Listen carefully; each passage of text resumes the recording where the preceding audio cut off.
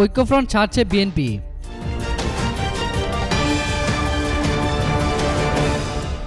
একাদশ জাতীয় সংসদ নির্বাচনে ভরাডুবির পর বিএনপি জোট ছাড়ছেন অনেকেই আবার ক্ষমতাসীন দল আওয়ামী লীগে যোগ দিচ্ছেন। নির্বাচনের আগেও এমন দৃশ্য দেখা গেছে।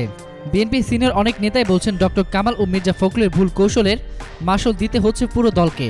আবার অনেকেই ডক্টর কামালকে আওয়ামী লীগের এজেন্ট বলতেও শোনা গেছে। তবে নির্বাচনে ভরাডুবির পর জাতীয় ঐক্যফ্রন্ট ছাড়তে বিএনপির ভেতরে বাইরে চাপ বাড়ছে।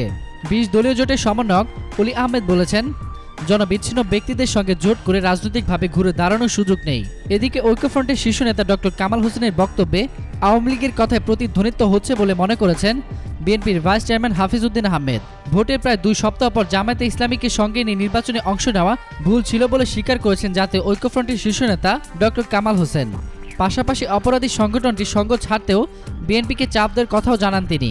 এই বক্তব্যের সমালোচনা করে বিএনপি ও 20 দলীয় জোটের নেতারা বলেন, জামায়াতের সঙ্গে সম্পর্ক রাখা না রাখা নিয়ে বাইরের কারো পরামর্শের প্রয়োজন নেই। বিএনপির ভাইস চেয়ারম্যান মেজর অবসরপ্রাপ্ত হাফিজ উদ্দিন আহমেদ বলেন, বিএনপিকে কি করতে হবে সেজন্য বাইরের কারো উপদেশ গ্রহণ করতে হবে বলে মনে করি না। 20 দলীয় জোট থাকার পর অন্য কোনো জোটে যাবার প্রয়োজন ছিল না।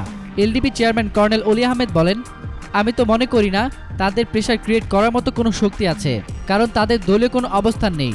এটা যদি করতেই হয় বিএনপিকে করতে হবে। বিএনপি যদি চায় জামায়াতের সঙ্গে থাকবে না, তবেই সেটা সম্ভব। 2 জোটে থাকা না থাকার বিষয়ে চূড়ান্ত সিদ্ধান্ত নিতে বিএনপিকে সময় দেওয়া হয়েছে বলেও জানান 20 দলীয় জোটের সমন্বয়ক কর্নেল অলি আহমেদ। তিনি বলেন, বিএনপিকে সিদ্ধান্ত নিতে হবে 2 দিকে সংসার করা ঠিক হবে না, নাকি একদিকে এসে পাকা অবস্থান করবে। আমরাও বিএনপিকে সময় দিচ্ছি, বিএনপিও চিন্তা করুক। যে সমস্ত ব্যক্তিরা কোনোদিন রাজনীতির সঙ্গে সম্পৃক্ত ছিল না, তাদের সাথে সম্পৃক্ত হয়ে কত দূর করা যাবে সে সিদ্ধান্ত বিএনপিকে নিতে হবে বলে মনে করেন অলি আহমেদ। জামায়াত বিতর্ক নির্বাচনে ভরাডুবি আর ঐক্যফ্রন্টের সঙ্গে সম্পর্ক নিয়ে 20 দলের বিশ্লেষণ চলছে বলেও জানান কল্যাণ পার্টির চেয়ারম্যান।